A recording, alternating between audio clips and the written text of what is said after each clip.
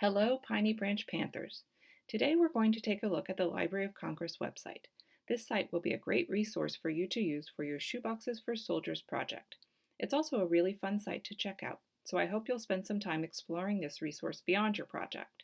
And as an added bonus, the real Library of Congress is just a few miles away. So ask your mom, your dad, your grandma, your uncle, or someone to take you there. It's the largest library in the world. It's well worth the trip. The first thing we are going to do is point our browsers toward the site. Type in www.loc.gov.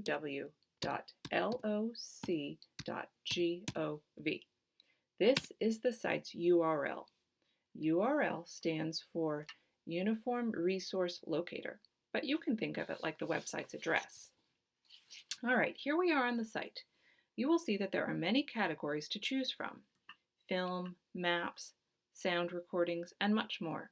As I mentioned, there are thousands of wonderful things to see here, so please spend some time exploring. Before our purposes today, let's click on the Veterans History photo. Here we are on the landing page for the Veterans History Project. Just so we understand what we're looking at, let's take a look at the About the Project link. Here we see the Veterans History Project of the American Folk Life Center collects, preserves, and makes accessible the personal accounts of American veterans so that future generations may hear directly from veterans and better understand the realities of war. Stories can be told through personal narratives, correspondence, and visual materials. Great. This sounds like it's going to give us some helpful information, so let's plug on. Click the home link to get back to the landing page. Now, I know we are looking for first-hand information on what it's like to be a soldier. This is called a primary source. A primary source can be a letter, a diary, a photograph, or another type of material from a person who actually witnessed an event. Because you want to hear about real experiences from real soldiers, let's search the Veterans Collection. Here we see we have many options to narrow our search. We can search by the specific war, by branch of the military, by gender, and by other factors. We can also use this box to search by keyword. A keyword is a word that just helps describe what you are looking for. Now, normally when you are doing a search, keywords will be very important. But in this case, we just want to get an idea about what soldiers write in their letters so that we can have an idea about what to include in our own letter to our soldier. Older wars, such as World War I or the Korean War, will have letters that will reflect that time period. So let's look for more recent items instead. Let's click on Afghan War and Iraq War.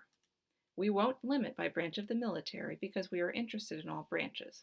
Also, it doesn't matter to us if the soldier is a man or a woman, or if he or she was a prisoner of war, so we will leave those sections alone. We will click Yes for Digitized Collection because this means that the items, the photos and letters, etc., are in digital format. In other words, we can look at it from our computer. Items that are not digitized would be the actual printed photos, the real letters, etc. You would need to actually visit the Library of Congress to see these items. Now, for type of material, we want to choose manuscript. That's something that is written. And for type of manuscript, we want to choose correspondence, which is just a fancy way of saying a letter. Click Go and let's see what happens. Now we see we have results from a few soldiers. Let's take a look at Tracy Allen Naylor. Here we see that we can view the digital collection. Let's take a look. Here we see that for him we can find his interview, and also there is a link to a letter to Casey in an envelope. That sounds perfect for our project. Let's take a look.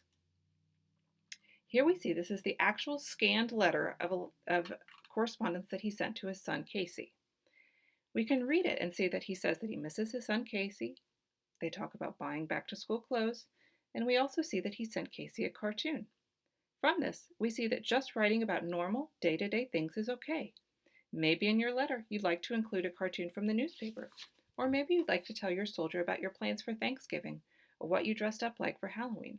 Whatever you have to say, I know your soldier will enjoy reading it. All right, that's it for now.